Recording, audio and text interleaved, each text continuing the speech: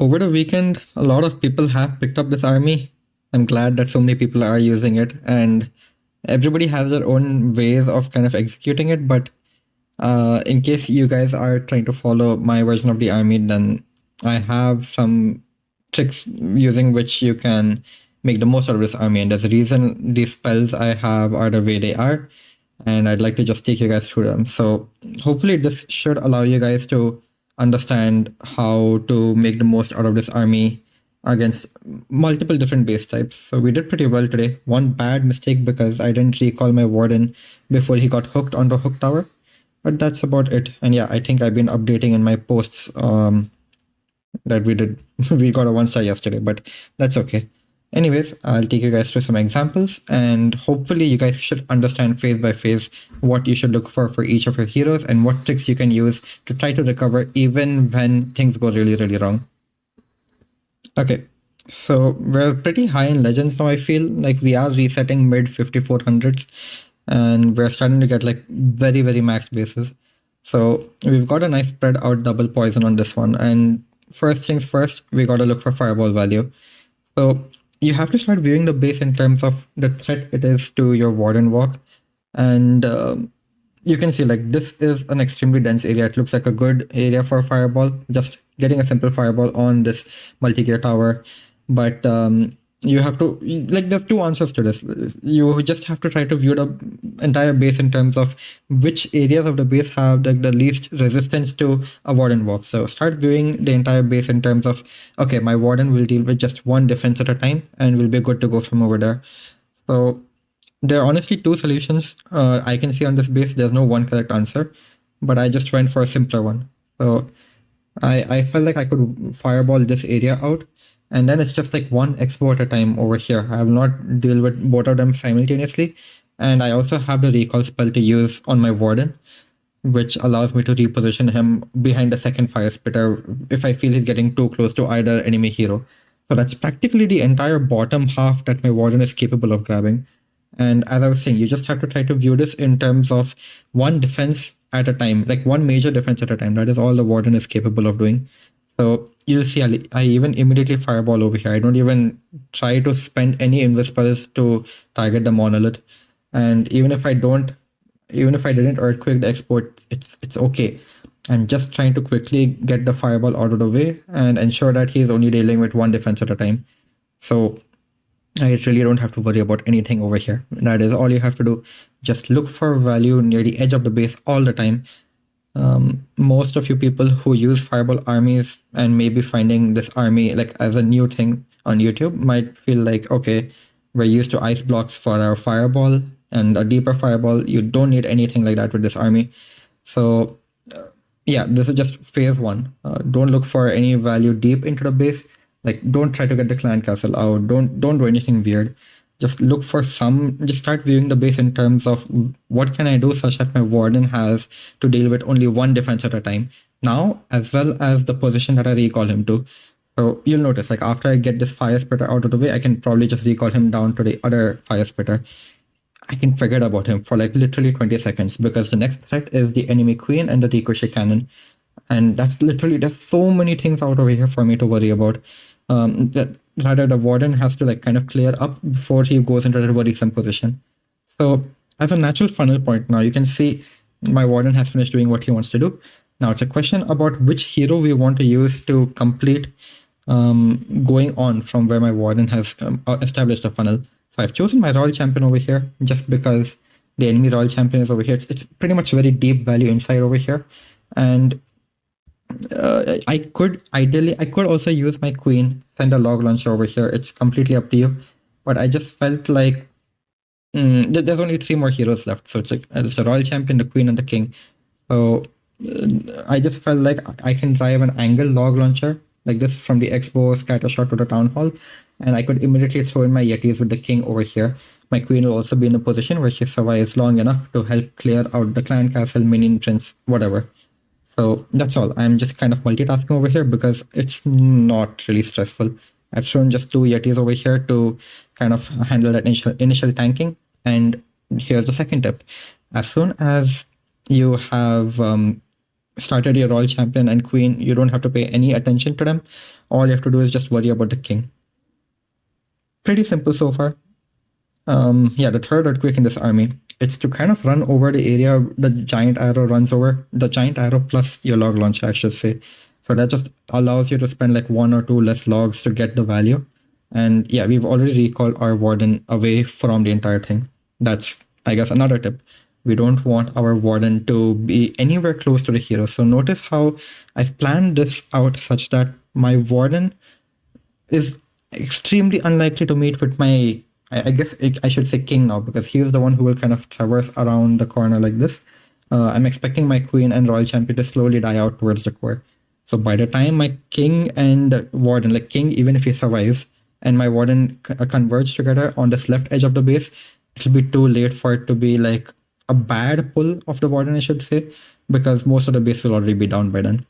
So yeah, we're just waiting for value on my queen and royal champion to kind of conclude. I tried spending 1 invis over here, I remember, to make the crusher mortar invisible, but that shot is already in the air.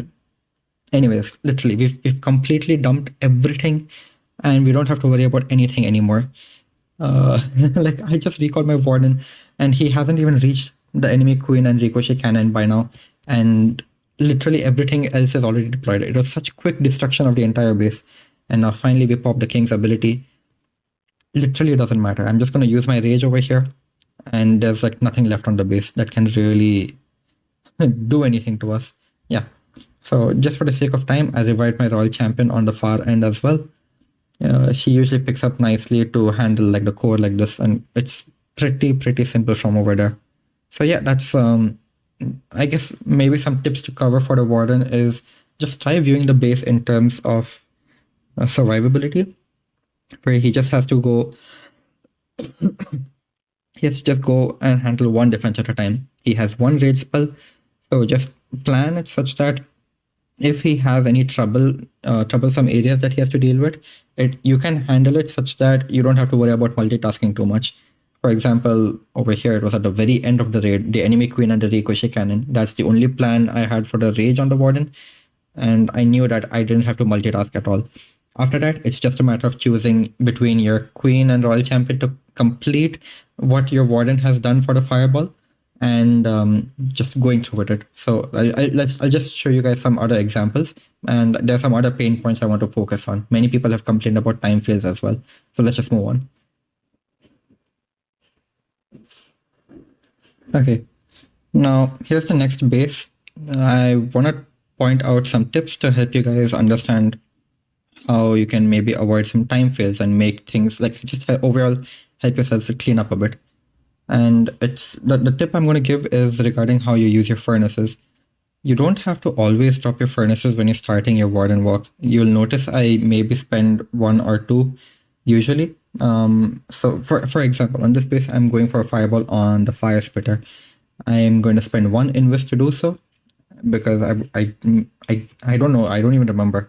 But yeah, anyways, enemy royal champion. So when I'm dealing with enemy heroes, I usually drop 2 furnaces because the sneezy and the furnace are usually enough to distract the royal champion, but I guess the furnace will also bail this time, unluckily for me. So it's not a failsafe, but hey, at least we're getting rid of this major defense, which is a pain point for a warden walk. Because there's, I think, 1 or 2 defenses that are there in this game where it's like, okay, you need spells to take care of it. And yeah, we only use 1 earthquake over here, not both of them. So that's also like something cool which helps us out for the rest of the attack. You can kind of spread your earthquakes around. So here's the second point. Here's the second tip. The monolith is not a defense which requires spell support from you. I'll focus to that. I'll focus on that later.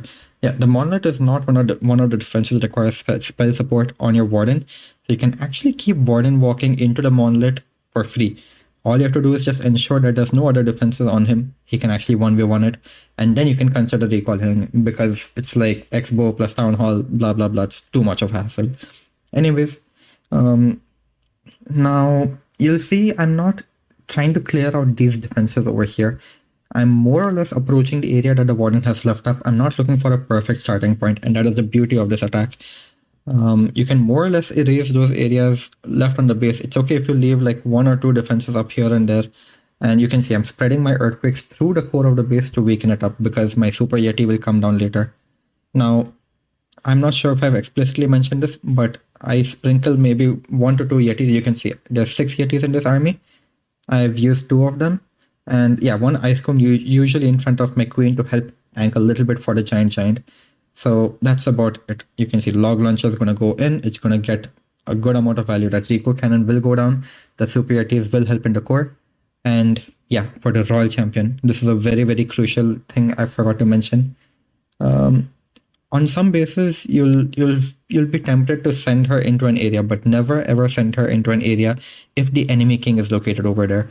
She's the only hero against which she can grab no value, but all other heroes she can actually do well against during her Phoenix mode. So that's just a small tip I feel people should be careful of. Like literally every other hero she can more or less handle, but just that enemy king, it's too much.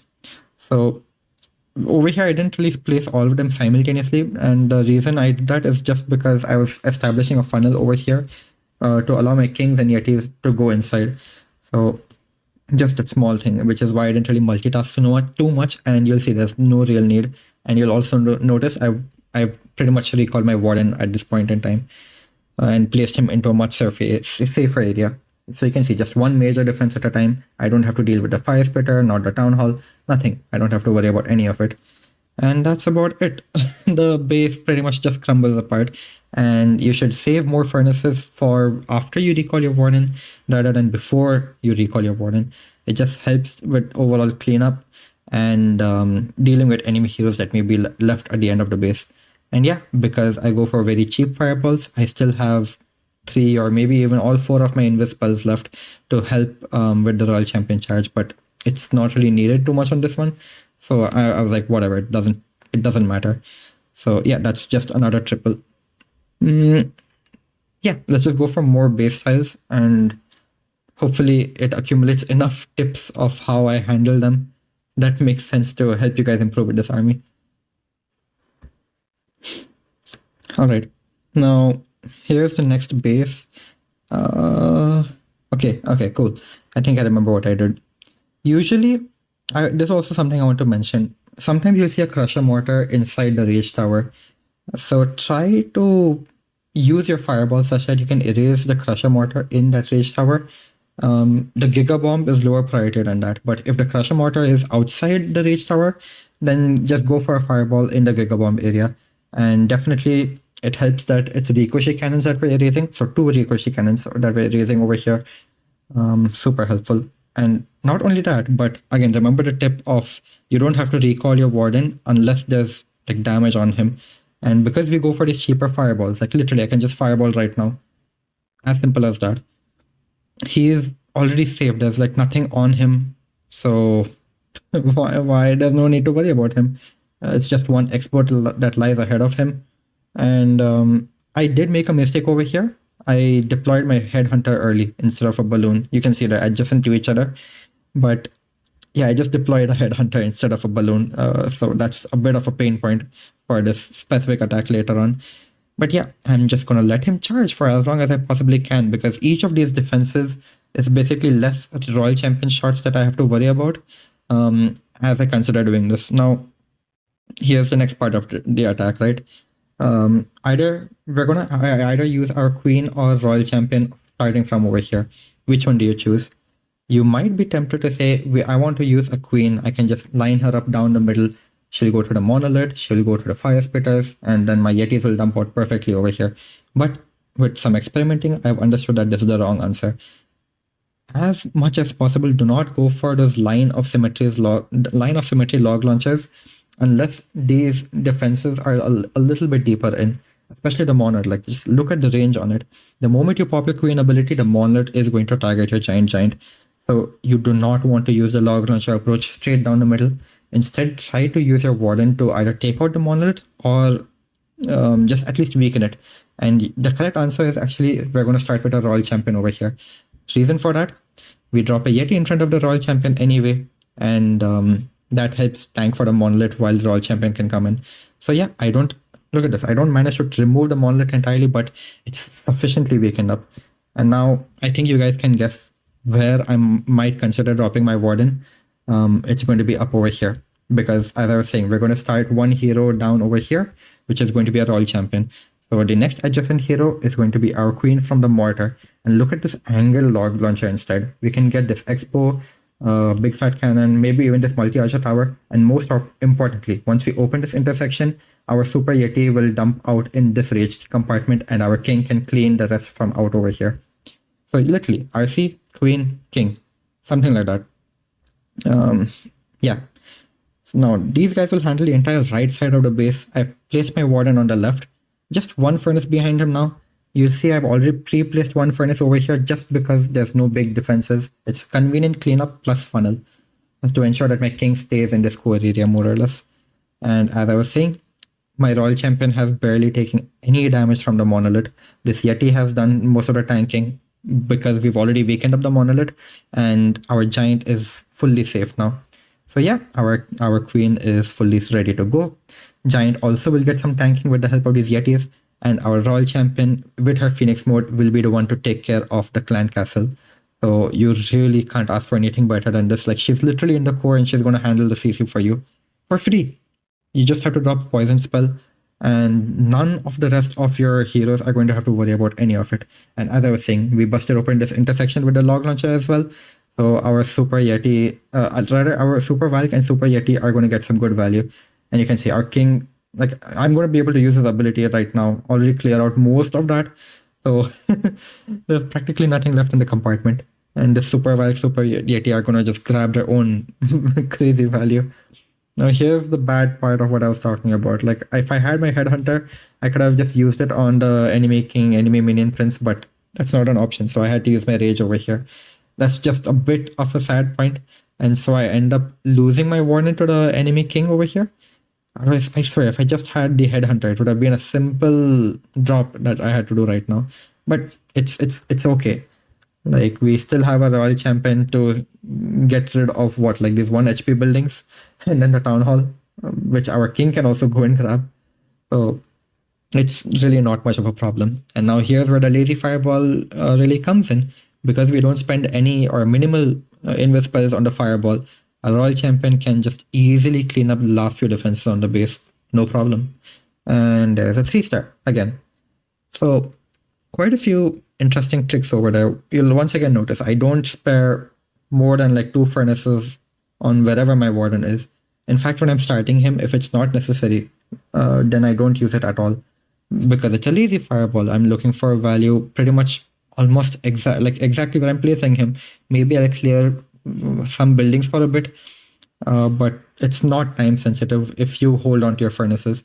Just save them for the last half of the attack, kind of spread them such that you'll maybe have like 1 or 2 behind your queen royal champion, maybe 1 to funnel where your king will be coming in from, and then maybe save 2 more for your warden after he gets recalled. That's all you need. Yeah, quite a few tips. Maybe I'll do like 1 or 2 more attacks for you guys. Okay, let's just try to accumulate some tips that I've told you guys so far and show you how it can be applicable to some bases to the point where you can swag spells like crazy. I feel this is the world record for the number of spells swagged on a base in Legend League, especially considering how high I am. So let's just take it all together. So, yeah, Warden Walk, aiming for this rage tower, right? As I was saying, Crusher Mortar should always be prioritized. It is an absolute killer for your smash part of the attack, and just get rid of it as soon as possible. So yeah, there we go. Just that's it. You don't have to spend a single spell. Just grab whatever value you can that makes the most sense, and you can already see over here in front of him, it's just 1 defense at a time. There's nothing for him to worry about. I'm just placing 1 furnace behind him in case he walks into position such that the multi-archer tower and X-bow target him simultaneously. That's about it. Now let's just think about which hero we want to send to finish off this area of the base, and which hero we want for this area of the base. Now, just logically think about it for a second.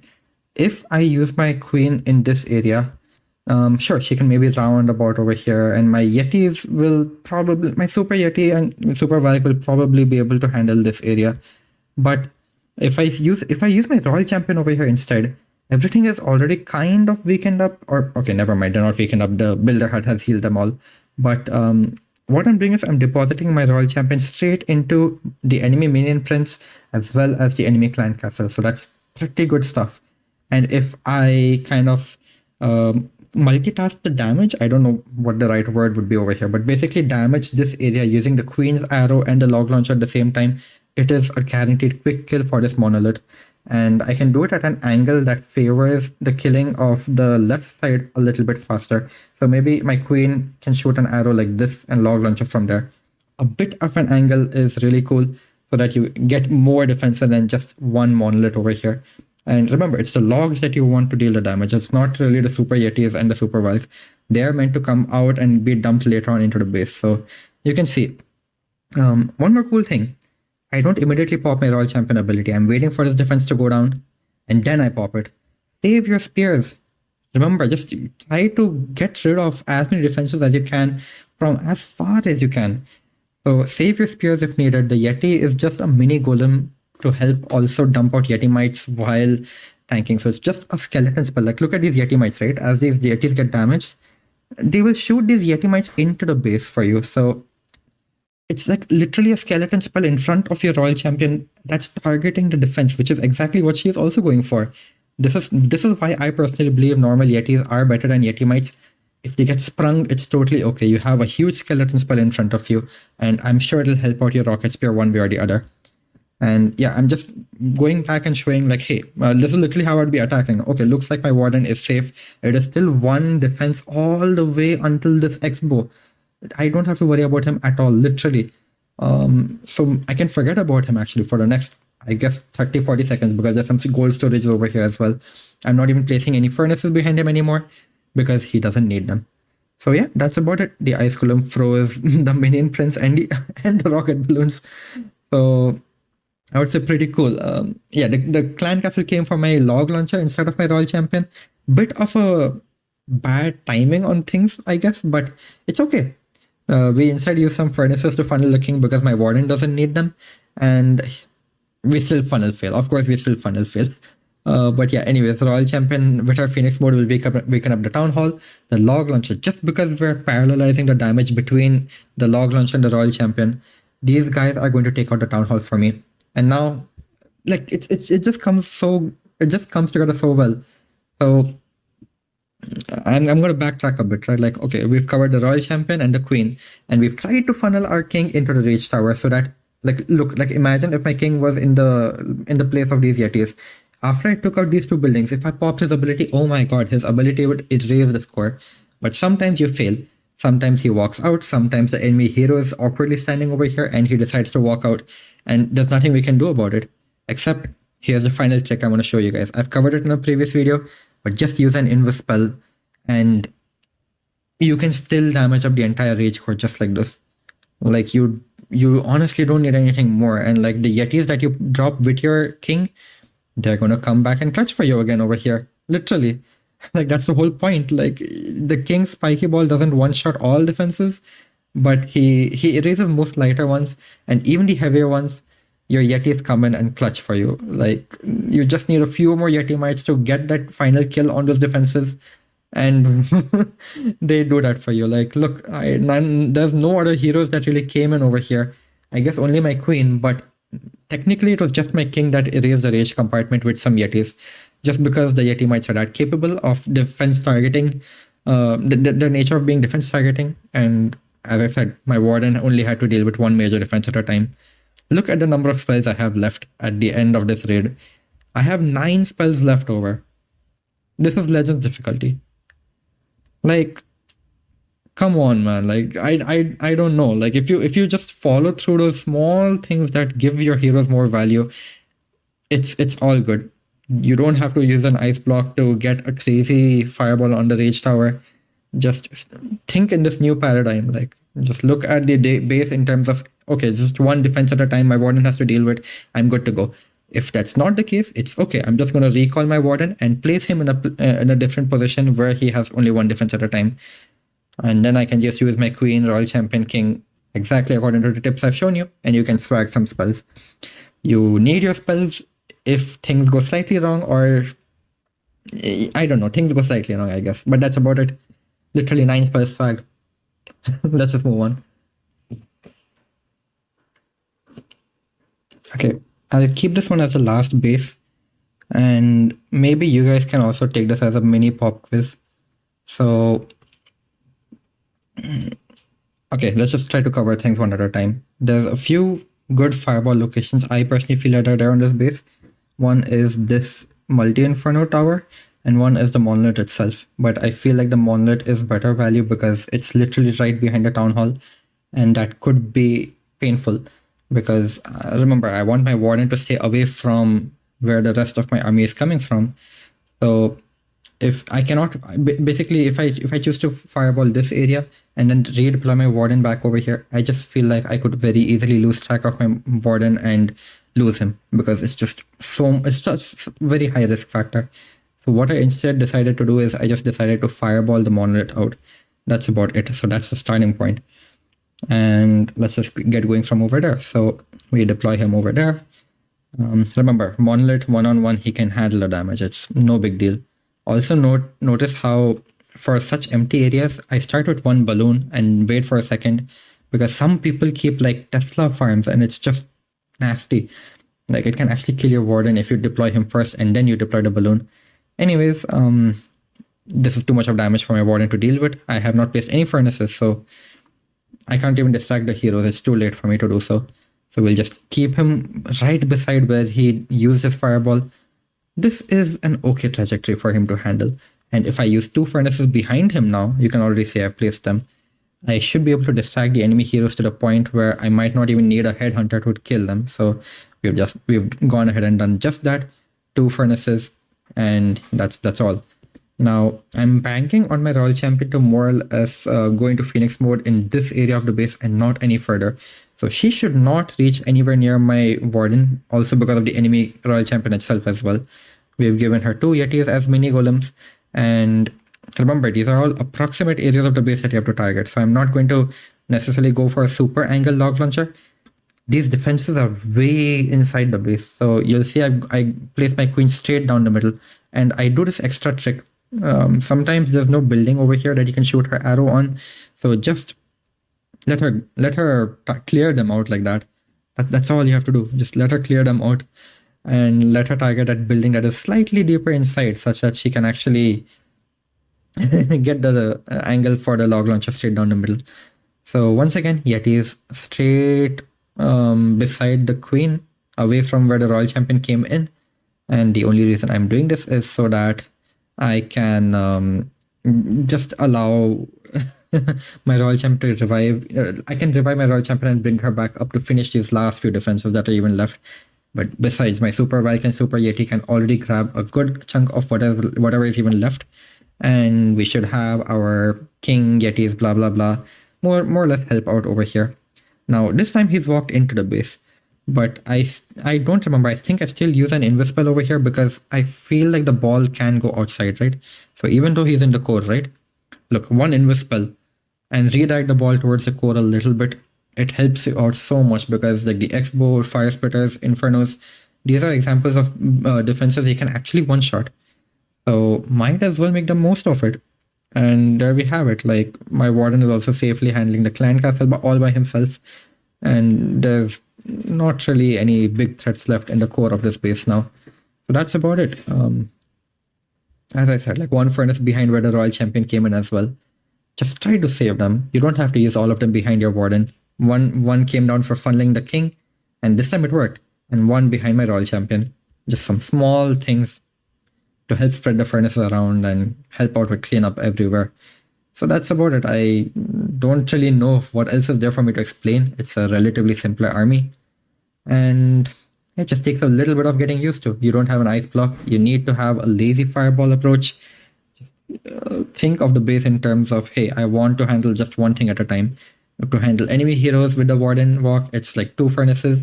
And it's almost guaranteed not always, but almost guaranteed that they will be distracted.